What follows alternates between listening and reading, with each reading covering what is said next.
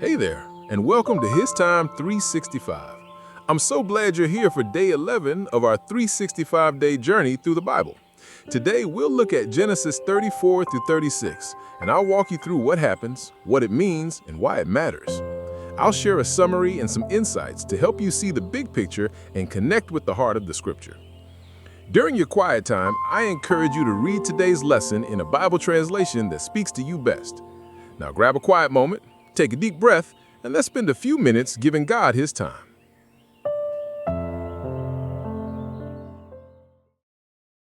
The complicated lives of Jacob's family. Have you ever found yourself tangled in a web of family drama?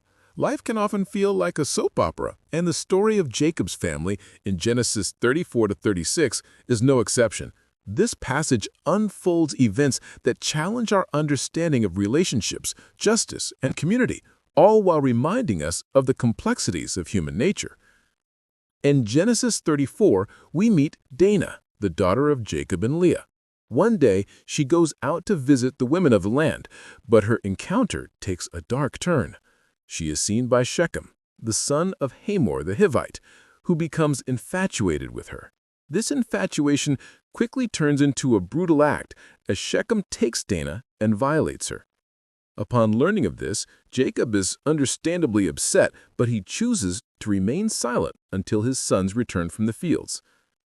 When Dinah's brothers, Simeon and Levi, hear what has happened, their voices rise with righteous fury. They devise a plan to restore their sister's honor. They approach Shechem and his father, proposing a deal. Shechem can marry Dinah if he and all the men of his city are circumcised. Shechem eagerly agrees, thinking he has found a way to win Dinah's heart. While the men of the city are recovering from the procedure, Simeon and Levi take swift action. They attack the city, putting an end to every male and rescuing Dinah.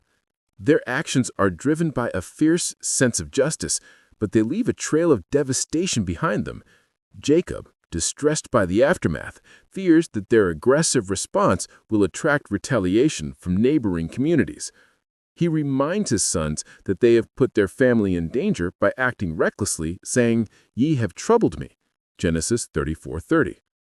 As we move into Genesis 35, God calls Jacob to return to Bethel, the place where he first encountered him. Jacob obeys and instructs his household to rid themselves of foreign gods and purify themselves. This moment represents a turning point as Jacob takes responsibility for his family's spiritual direction. They travel to Bethel, and along the way, God protects them, causing fear to fall upon the cities around them. Jacob builds an altar there, naming the place El Bethel, as a reminder of God's presence and faithfulness. This chapter also brings bittersweet moments as God reaffirms his covenant with Jacob. However, we also witness the loss of Rachel, Jacob's beloved wife. After giving birth to Benjamin, she loses her life during childbirth. Jacob mourns deeply for her, creating a poignant reminder that life is filled with both joy and sorrow. In Genesis 36, we shift focus to Esau, Jacob's brother.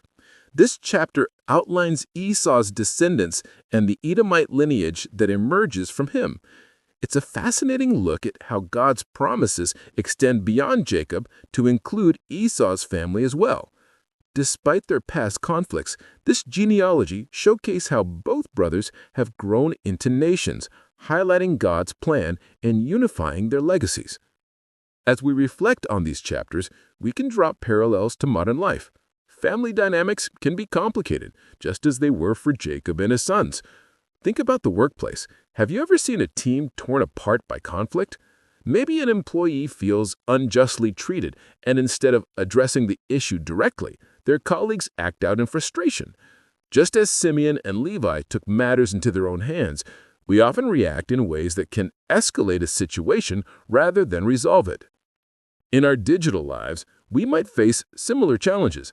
The anonymity of social media can lead to hasty decisions like posting something without fully understanding the consequences. The drama of online conflicts can spiral out of control, leaving us feeling like Jacob, wondering how to manage the fallout. Even in our families, we can find ourselves in the midst of misunderstandings.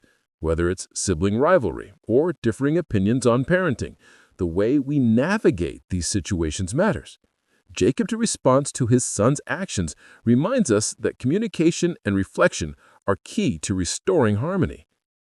Lastly, consider how we deal with loss. Jacob's mourning for Rachel is a powerful reminder of the grief that comes with losing someone we love. In our own lives, we may face loss in various forms, whether it's the end of a relationship, the loss of a loved one, or even the loss of a dream. Acknowledging these feelings and allowing ourselves to grieve is vital for our mental health. In conclusion, the story of Jacob's family in Genesis 34-36 offers us profound lessons about navigating the complexities of life, relationships, and faith. It challenges us to consider how we respond to injustice, the importance of seeking God's guidance, and the need to embrace both joy and sorrow as part of our journey. Remember, in the midst of family trauma or personal challenges, we can always seek God's guidance and strive for understanding. How can we apply Jacob's journey back to Bethel in our own lives, especially when facing challenges? What are some practical ways to handle conflicts within our families or workplaces without resorting to drastic actions? How do we find balance between stemming up for what's right and maintaining peace in our relationships?